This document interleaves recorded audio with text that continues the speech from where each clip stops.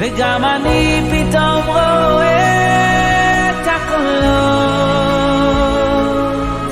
Hello and welcome to Kolot. This is your host, Rabbi Hillel Kappenstein, director of the Columbus Community Kollel, and it's a great honor and privilege to welcome you to our next episode featuring Steve Steinour, President and CEO of Huntington Bank. I've had the privilege to meet Steve a couple times, and he is a real gentleman, a real mensch. And in this episode, we're going to cover a lot of interesting stuff. I mean, very humble beginnings for Steve, how he got into Huntington and all the different things they've been able to do. It's quite a story. And we're going to talk about Intel coming to Columbus. We'll talk about Steve's trip to Israel and getting involved with the yeshiva here in the United States. Quite a story. So you have to listen to this, share with your friends. If you could give us a great review, that's very much appreciated. But this is quite the episode, and we're very excited to bring this to you.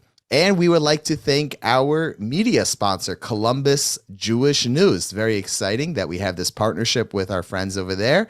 And a very special shout out to all the people that helped make this happen. Kevin and Steven and Steve Pinsky, great folks over there. And we're really excited for this partnership. So thank you to Columbus Jewish News for being our media sponsor. But without further ado, let me tell you about our guest.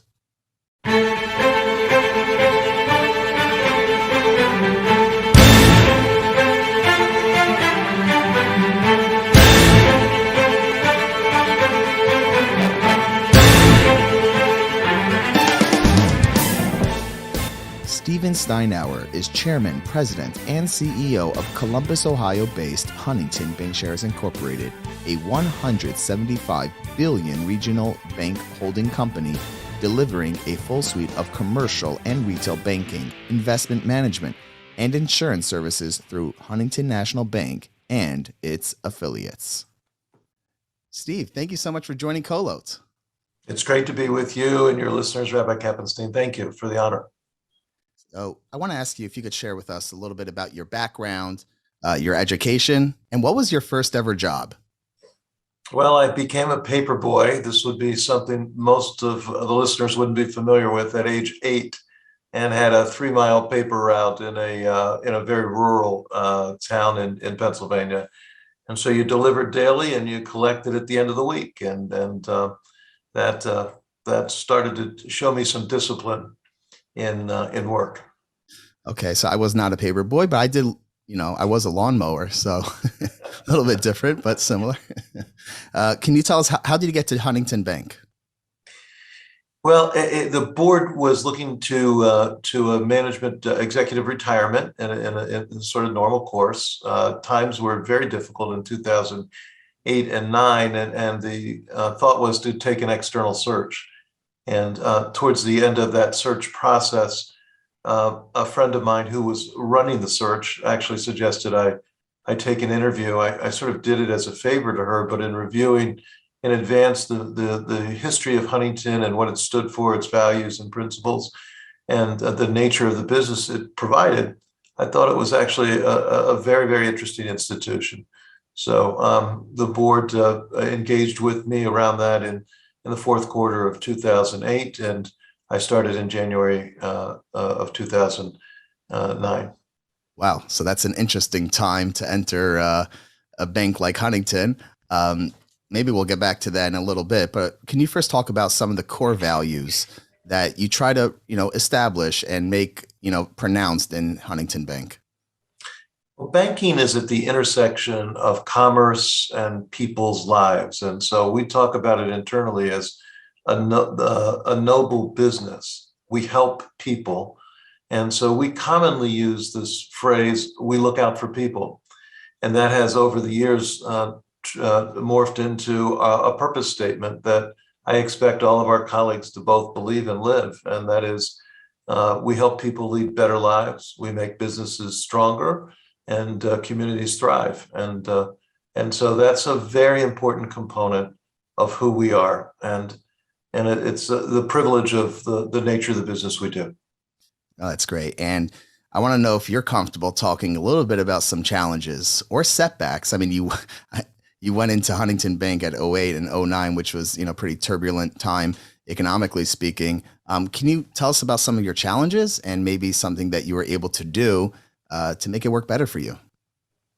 Well, the transition into the bank was at a historic moment with the great financial recession.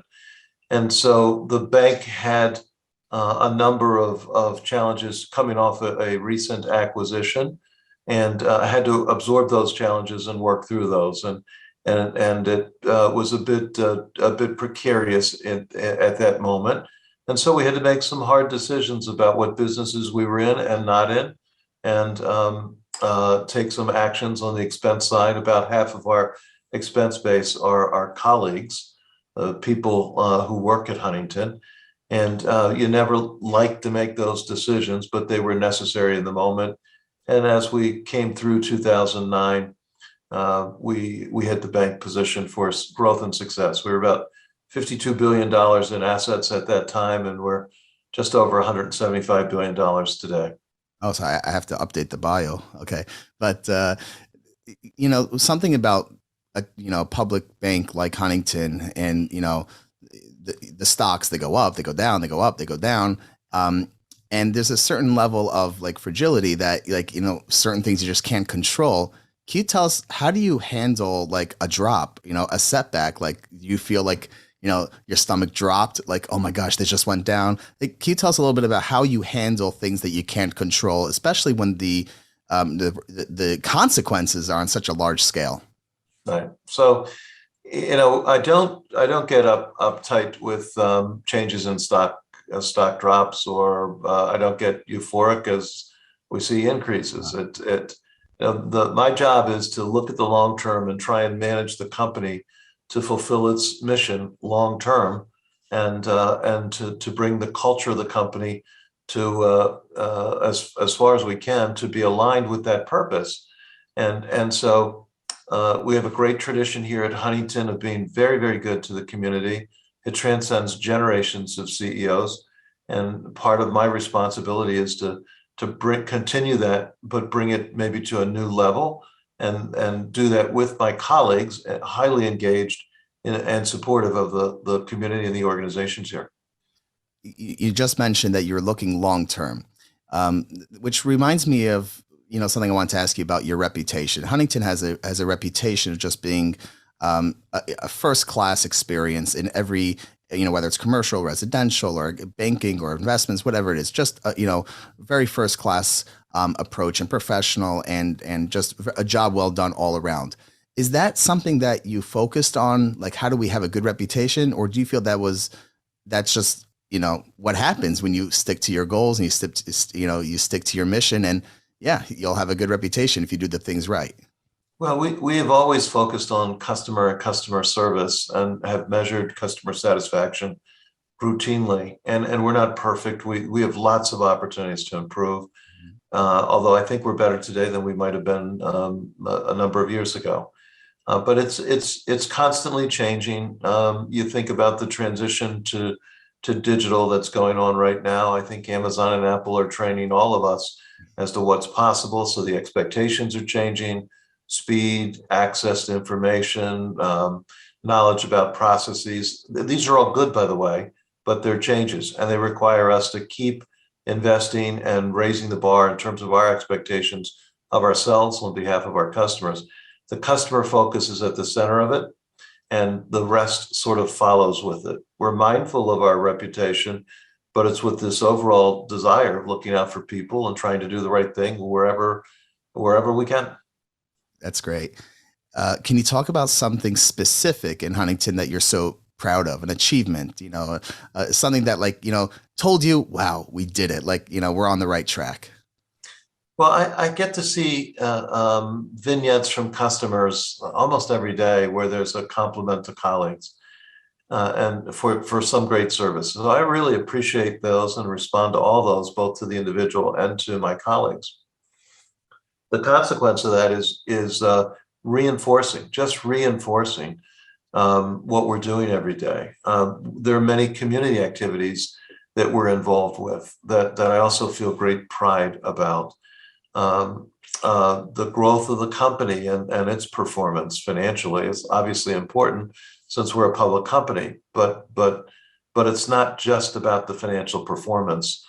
The how we're performing and the quality of the customer care that our colleagues feel and are devoted to providing. Those are really important elements to us.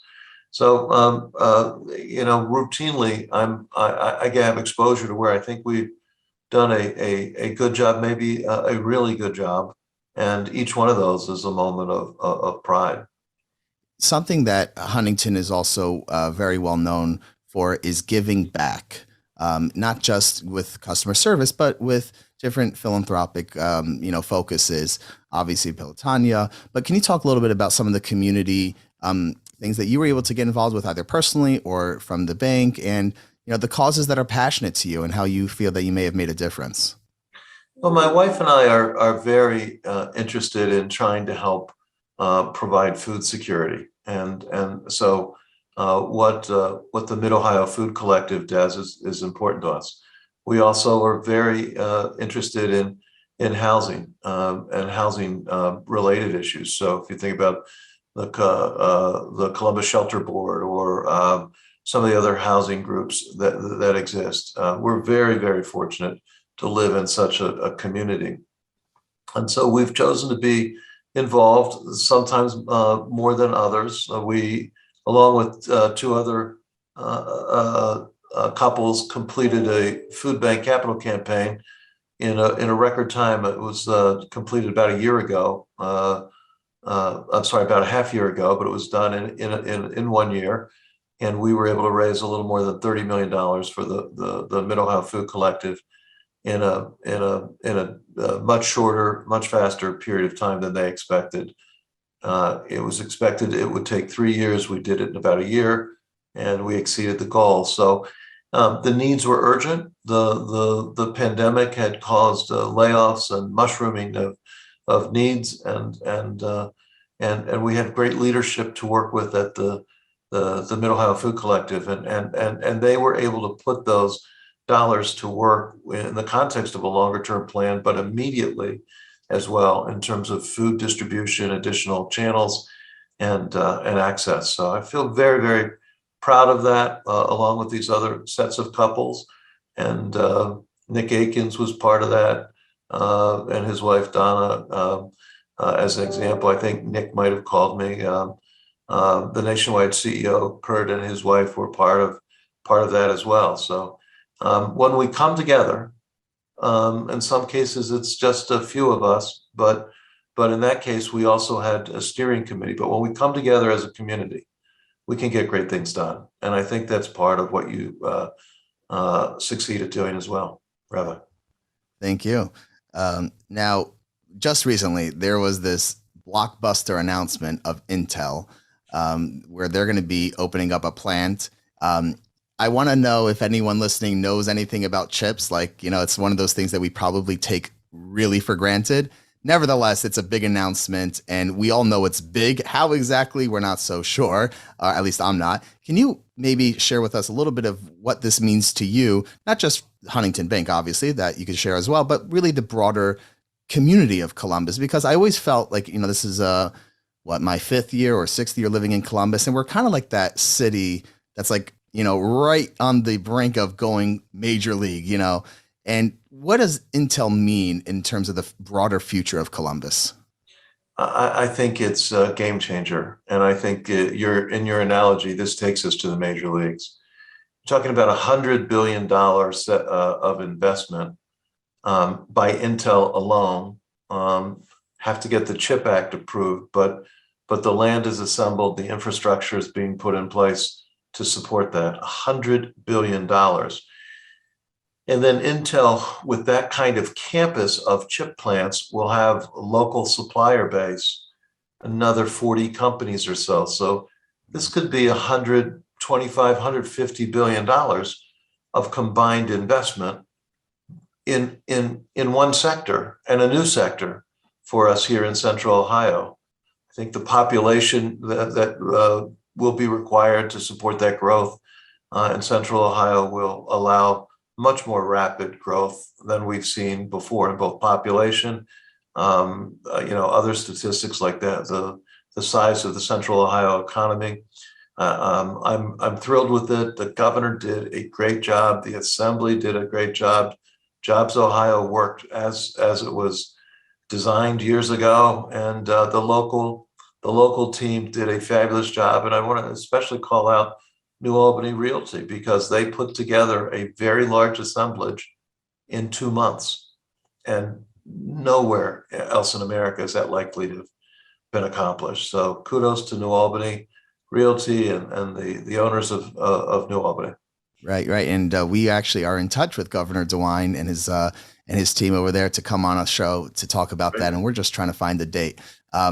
Not on my end. I can find a date. It's a little harder for him to find a date to talk about it. But jokes aside, it is huge. And it's like, I think like you're saying, it's going to have a domino effect. It's going to be, it's beginning with Intel, but it's going to have this, any business advice you have for anyone? Like, people that are just making regular $150,000 jobs, should they invest in anything, or anything they should be mindful of? You have a business advice for us? I'm not going to give investment advice on the show, but right. I do think this is a great opportunity for Central Ohio, and housing businesses, small businesses, right. The entrepreneurs that exist in our community, and we're blessed in that regard. I just think it's going to continue to be one of these very, very exciting periods of time for the next decade. Wow. Right. Okay. It is exciting. And I want to ask you now about a trip that you took to Israel. I understand you have a long-standing relationship with a mentor of mine, Mr. Torgo, Gary Torgo, chairman of Huntington now.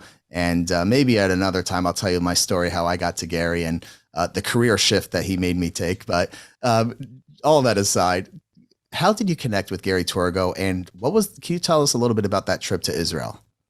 I'd be glad to. So I've known Gary for more than 2 decades. We've done business together. We've done different activities in the community together.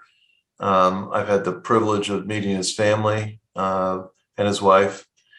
And I think it was 4 years ago now, Gary invited a group of business and government officials for a week in Israel. And I was privileged to go with the Federation in Detroit sponsored trip. And it was incredible. Gary alone to have time with is always a learning moment for me. And to be in Israel, our first exposure with the access we were getting from Gary, through Gary and the Federation, was just remarkable. So it could not have been better in any regard. And it made such a powerful impression. I'm looking forward to going back. I think I have 2 trips coming this year, and both with Gary, by the way, and others. And it's sacred land. So how can you not be moved by just physically being there? A trip of a lifetime for me. You mentioned his family. I mean, sometimes you see someone and then you see their family, and it just brings the value of the person's legacy to a whole new level. Like Yoni, who I'm good friends with, and to see the way Yoni, like the way children today don't have the same respect for their parents as in previous generations, or so we are told. And to see someone like the next generation, they stand up when their dad walks in the room, and things like that shows really a lot of a really strong value system with them. I want to ask you about the Yeshiva Beth Yehuda. So you were honored there a year and a half ago or so. I remember watching it. It was a virtual program. And then the following year, we got to see you in action, chair the dinner with the First Lady, who spoke beautifully. So I want to ask you, how did you get connected to Yeshiva Beth Yehuda? I don't believe you are a Yeshiva graduate, didn't go to Yeshiva, but nevertheless, it seemed that you were passionate about it. What was it about the Yeshiva that spoke to you and that wanted, to get you to get involved? Well, my linkage back to the Yeshiva is through Gary. This is incredibly important to him. And I think it was maybe 8 years ago, Gary asked if we would get involved, and we started with sponsorship, and then looked to and did that for continue to do that, and look to continue to try and help the yeshiva. And I've probably been there 6 or 8 times, and every time is an uplifting moment for me. There's a pureness of joy and love that I experience in the yeshiva, and it's a remarkable opportunity again for me, and I'm so grateful. Now, Gary and others made the mistake of honoring me a few years ago with the award, but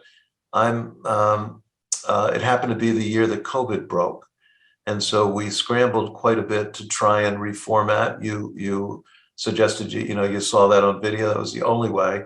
The in-person event is remarkable. There are about 3,000 people. It overflows. It's in the biggest possible event space we could get in Detroit, and still it's not enough room. So a wonderful evening, a great program. It just keeps getting better, and a lot of that is the dedication of the staff there, and the rabbis, and the leadership of Gary.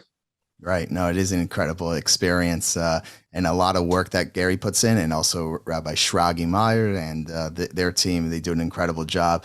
And the choir, they're always quite entertaining. I have to give it to them on that one.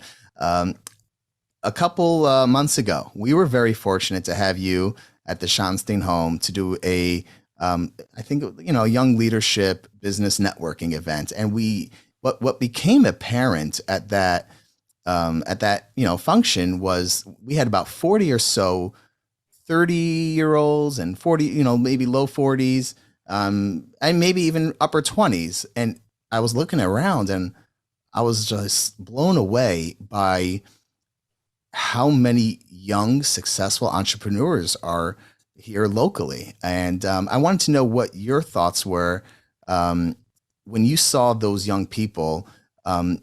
Did that confirm what you already knew? Do you see the young people in Columbus really taking charge, and obviously, in a business sense, and that, they could become big business leaders in the next few years as well? Oh, I definitely think a number of them will become big business leaders.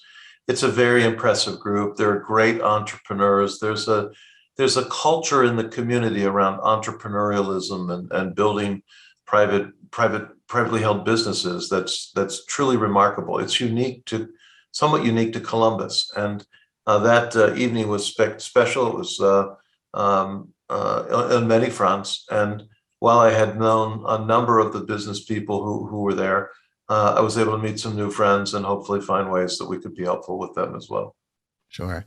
And I guess my final question is, when do we get to do another program with you? Well, I'm sure you have a long line of well-deserving people. That'll probably take us through the next decade or so. But if I can be helpful in some way, I would love to do that.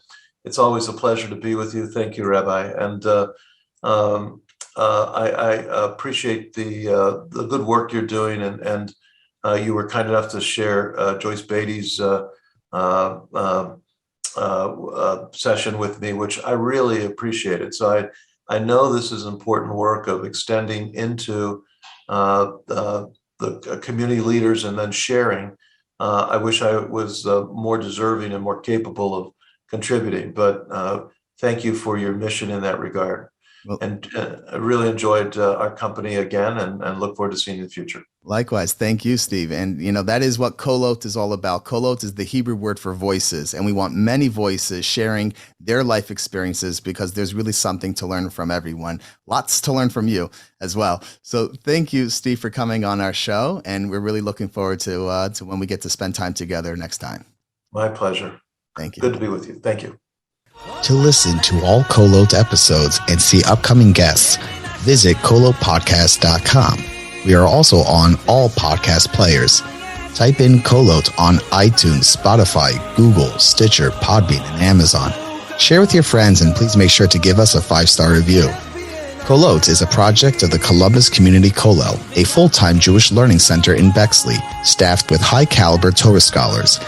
Ever since 1995, boys, girls, men, and women from all backgrounds and affiliations have found many opportunities to connect with Torah and mitzvos at the Kollel.